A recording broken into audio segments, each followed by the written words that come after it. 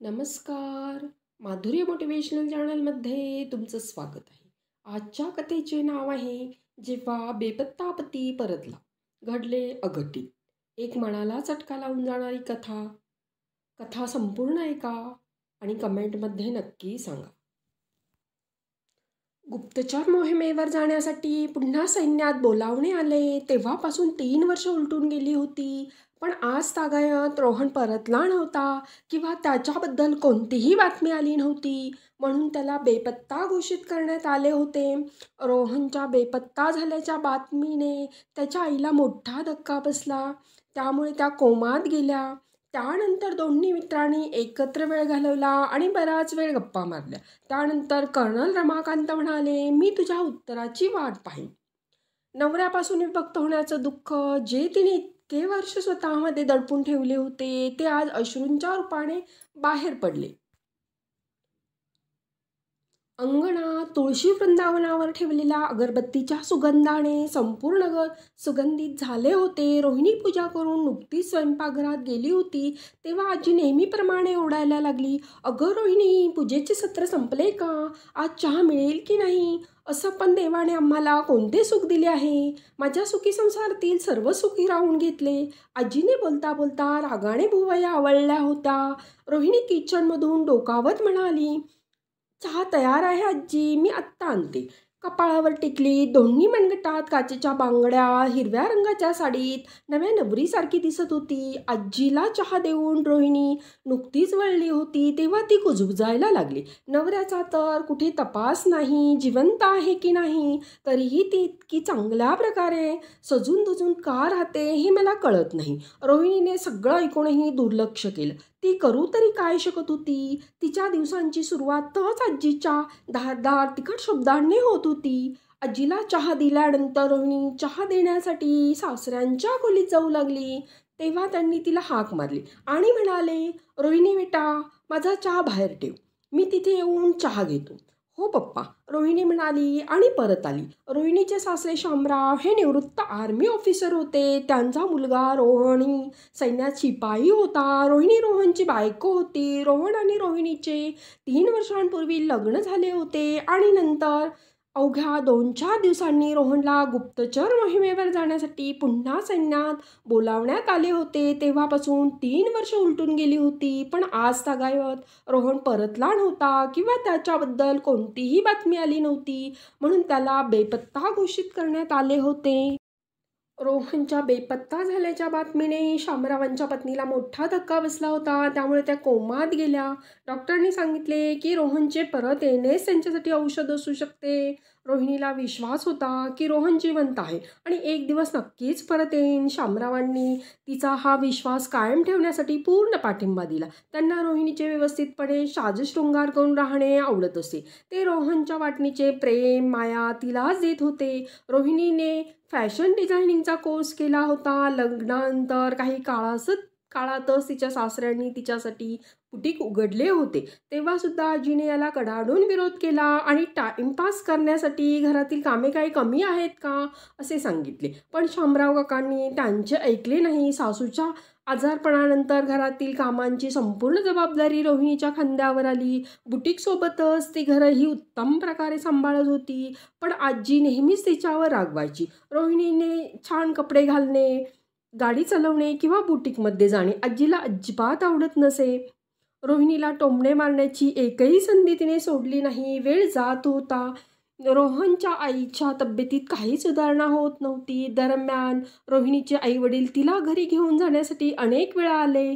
मात्र प्रत्येक वेळी त्यांना रिकाम्या हाताने परतावे लागले. रोहिणी म्हणाली की रोहन परत आला आणि मी त्याला इथे दिसली नाही तर तो नाराज होईल आणि आत्ता त्याच्या कुटुंबाची जबाबदारी ही माझी आहे. आत्ता माझे सासर हेच माझे माहेर आहे. शामराव काकांना रोहिणीच्या विचारसरणीचा आणि शहाणपणाचा खूप अभिमान होता. एके दिवशी शामराव काकांचे जवळचे मित्र कर्नल रमाकांत घरी आले आणि म्हणाले, श्याम, मी तुझ्याकडे प्रस्ताव घेऊन आलो आहे. कसला प्रस्ताव? शामरावांनी विचारले. यानंतर दोन्ही मित्रांनी एकत्र वेळ घालवला आणि बराच वेळ गप्पा मारल्या. त्यानंतर कर्नल रमाकांत म्हणाले, मी तुझ्या उत्तराची वाट पाहीन. कर्नल रमाकांत गेल्यानंतर शामराव काका बरेच दिवस खोल विचारात मग्न राहायचे. रोहिणीने त्यांना अनेक वेळा विचारण्याचा प्रयत्न केला, पण काळजी करण्याची गरज नाही असे सांगून त्यांनी ते टाळले. पण मनातल्या मनात त्यांनी रोहिणीसाठी एक मोठा निर्णय घेतला होता. आज ते रोहिणीच्या आईवडिलांच्या घरी जाऊन तिच्या पालकांशी चर्चा करणार होते. रोहिणीला याची जराही कल्पना नव्हती. रोहिणी बुटीकमध्ये जाताच शामराव काका घराबाहेर पडले. त्यांना अचानक असे पाहून रोहिणीचे आईवडील थोडे काळजीत पडले. रोहिणीच्या वडिलांनी हात जोडून शामराव काकांना विचारले, तुम्ही अचानक इथे आलात? सर्व काही ठीक आहे का? होय, सर्व काही ठीक आहे. काळजी करण्याची गरज नाही. शामराव काका म्हणाले, मी रोहिणीसाठी एक निर्णय घेतला आहे. त्यात तुम्हा दोघांचे मत घेणे आवश्यक होते. हे ऐकून रोहिणीच्या आईवडिलांनी आश्चर्याने एकमेकांकडे पाहिले. रोहिणीच्या आईने अतिशय आधीरतेने विचारले, काय निर्णय आहे भाऊ? शामराव म्हणाले, रोहिणीच्या दुसऱ्या लग्नाबाबतचा निर्णय. काय म्हणताय? हे कसं शक्य आहे? रोहिणीच्या वडिलांनी आश्चर्याने विचारले. शामराव म्हणाले, का शक्य नाही? रोहनचे पुनरागमन आत्ता एखाद्या स्वप्नासारखे आहे. 4 दिवसांचे लग्न पूर्ण करण्यासाठी मी रोहिणीला तिचे संपूर्ण आयुष्य एकाकीपणाच्या स्वाधीन करू देऊ शकत नाही. मी तिच्या खोट्या विश्वासावर माझा विश्वास ठेवू शकत नाही. तिची कोणतीही चूक नसताना तिने ही एकाकीपणाची शिक्षा का भोगावी? पण भाऊ, रोहिणीच्या आईने मध्येच अडवण्याचा प्रयत्न केला. तेव्हा शामराव काकांनी तिला थांबवले आणि म्हणाले, मला माफ करा, पण मी अजून माझे बोलणे पूर्ण केलेले नाही असे सांगून ते पुढे म्हणाले, माझ्या मुलाच्या प्रेमासाठी मी रोहिणीच्या भविष्याचा त्याग होऊ देणार नाही. आज जरी रोहन माझ्या जागी असता तर त्याने रोहिणीसाठी असे अपूर्ण आयुष्य कधीच स्वीकारले नसते. तुम्ही दोघांनीही तिला जन्म दिला आहे. तिच्या आयुष्यातील एवढा मोठा निर्णय घेण्यापूर्वी तुम्हाला कळवणे हे माझं कर्तव्य होतं आणि म्हणूनच मी आलो आहे. नाहीतर रोहिणीचे लग्न करण्याचा निर्णय मी स्वतःच घेतला असता. आत्ता मला परवानगी हवी आहे. शामराव गेल्यानंतर पूनमचे आईवडील बराच काळ विचार करत होते की ते आपल्या मुलीच्या भविष्याचा एवढा खोलवर विचार करू शकत नाहीत. पण शामरावांसारख्या लोकांनी आपल्या मुलीच्या जागी स्वतःच्या सुनेला ठेवून त्यांच्या विचारांचा स्तर उंचावला आहे. रोहिणीच्या दुसऱ्या लग्नाचा विचार करताना रोहनचा चेहरा किती वेळा डोळ्यासमोर तरळला असेल कुणास ठाऊक. रोहिणी तिच्या माहेरून परतल्यानंतर शामराव काका त्यांच्या खोलीतून बाहेर आले नाहीत. संध्याकाळचा चहा घेऊन रोहिणी त्यांच्या खोलीत गेली होती. चहाचा कप टेबलावर ठेवत तिने विचारलं, काय झालं पप्पा, बरे वाटत नाही का? सर्व काही ठीक आहे बेटा, ते म्हणाले. चल माझ्यासोबत थोडा वेळ बस, मला तुझ्याशी बोलायचं आहे. हो पप्पा, असे म्हणत रोहिणी त्यांच्याजवळ जाऊन बसली. शामराव काकांनी दीर्घ श्वास घेतला आणि बोलू लागले, रोहनच्या अनुपस्थितीत तू या घराच्या तसं सर्वांच्या जबाबदाऱ्या चांगल्या प्रकारे सांभाळल्या आहेत. तू प्रत्येक लहान मोठे कर्तव्य प्रेमाने आणि आपुलकीने पार पाडले आहे. एवढेच नाही तर आजीच्या कठोर वागणुकीनंतरही तू तिची सेवा करण्यापासून मागे हटली नाहीस. रोहनची सुद्धा उणीव तू मला कधीच जाणवू दिली नाहीस. असे म्हटल्यास वावगे ठरणार नाही. पण आत्ता नाही बेटा. रोहनच्या काही आठवणींचं वर्तुळ तू स्वतःभोवती निर्माण करून ठेवलं आहेस आणि त्यातून तू बाहेर पडावं आणि आयुष्यात पुढे जावं असे मला वाटतं. रोहिणी म्हणाली, आज अचानक तुम्ही असं का बोलताय? काही झालं का? रोहनची काही बातमी आली का? सांगा ना पप्पा, काय झालंय? रोहिणी बेचैन झाली.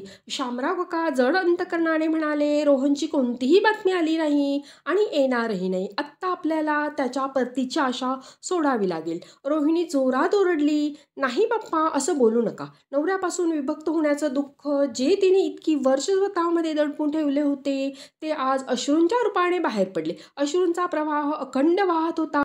शामराव काका रोहिणीच्या डोक्यावर हात ठेवत म्हणाले, आज या असहाय्य आणि लाचार बापाला तुझ्याकडून काहीतरी मागायचं आहे. नाकारू नकोस. खूप विचार करून मी तुझे लग्न करायचे ठरवले आहे.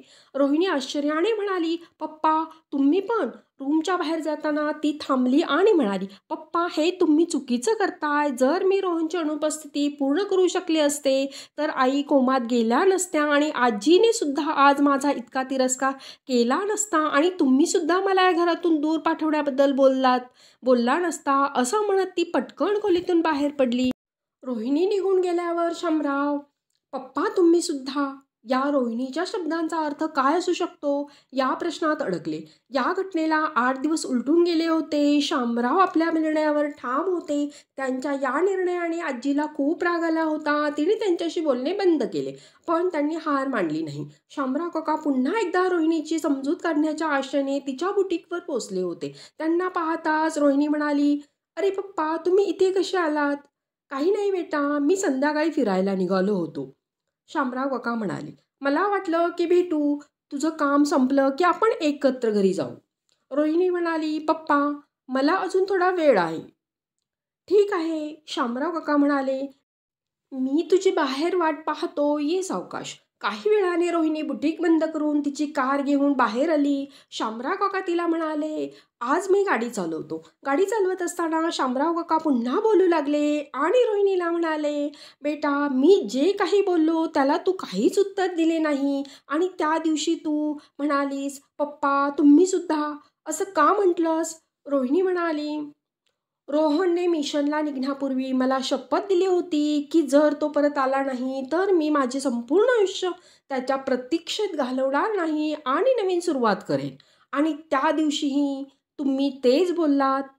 आठवते, तुमच्यासारखाच कदाचित तोही मला स्वतःपासून दूर करू इच्छित होता." हे ऐकून रोहनबद्दलचा त्यांचा विचार चुकीचा नव्हता याचा शामराव काकांना प्रत्यय आला आणि खूप आनंद झाला. त्यांनाही रोहिणीसाठी असे अपूर्ण आयुष्य नको होते. शामराव काका त्यांच्या निर्णयावर खुश होते, पण आत्ता ते आणखी मजबूत झाले होते. प्रकरण पुढे नेत ते म्हणाले, "तुला आठवत असेल, काही दिवसांपूर्वी कर्नल रमाकांत आपल्या घरी आले होते. ते मुलगा गौरवसाठी तुझा हात मागायला आले होते. लग्नाच्या 4च महिन्यानंतर गौरवची पहिली पत्नी वारली. तो अमेरिकेत एका मोठ्या कंपनीत काम करतो. तो आता इथे आला आहे आणि काही दिवसात परतणार आहे आणि त्यामुळे त्यांना लग्नाची घाई आहे. मी कर्नल रमाकांत यांना अनेक वर्षांपासून ओळखतो. ते खूप हुशार आणि सेटल लोक आहेत. तू खूप आनंदी होशील आणि तुला अमेरिकेत अभिमानाने राहता येईल. या नात्याला हो म्हण बेटा." शामराव काकांनी रोहिणीला हक्काने सांगितले. रोहिणीने उत्तर दिले, "पप्पा, मला माहीत नव्हते की एक दिवस मला तुमच्यापासून दूर जाऊन तुमच्या प्रेमाचे ऋण असे फेडावे लागेल." शामराव काकांनी रोहिणीचे आणि गौरवचे नाते पक्के केले. रोहिणीच्या पालकांनाही कळवण्यात आले. लग्नाचा दिवस आला होता. शामराव काकांनी रोहिणीच्या आवडीच्या लाल गुलाबांनी बंगला सजवला होता. लग्नाची मिरवणूक बंगल्यासमोर येता शामराव काकांनी सर्वांचे स्वागत केले. काही वेळाने रोहिणीची आई तिला मंडपात न्यायला आली. तेव्हा रोहिणीने आईचा हात घट्ट धरला आणि म्हणाली, "मी हे करू शकत नाही आई. मी खूप घाबरले आहे. मला पुन्हा असे का वाटत आहे की रोहन इथेच कुठेतरी आहे. मला कळत नाही आई. मी दुसरं कोणाशी लग्न करू शकत नाही. हे सगळं होण्यापासून थांबव आई." रोहिणी तिच्या आईसमोर हात जोडून रडत म्हणाली आणि जमिनीवर बेशुद्ध पडली. रोहिणीची आई ती बेशुद्ध असल्याची बातमी देण्यासाठी बाहेर आली. तेव्हा तिने पाहिले की लष्कराचे एक वाहन बंगल्याच्या समोर थांबले होते. त्यातून 2 लष्करी जवान खाली उतरले. नंतर त्यांनी हात धरून गाडीतून काळ्या रंगाचा गडद चष्मा घातलेल्या माणसाला खाली उतरवले. लग्न समारंभात आलेल्या सर्वांचे डोळे त्या व्यक्तीकडे आश्चर्याने पाहत होते. त्या व्यक्तीला पाहताच शामराव काकांच्या डोळ्यात अश्रू तरळले. "रोहन, माझ्या मुला, तू आम्हाला किती रे वाट पाहायला लावलीस." असे म्हणत त्यांनी रोहनला मिठी मारली.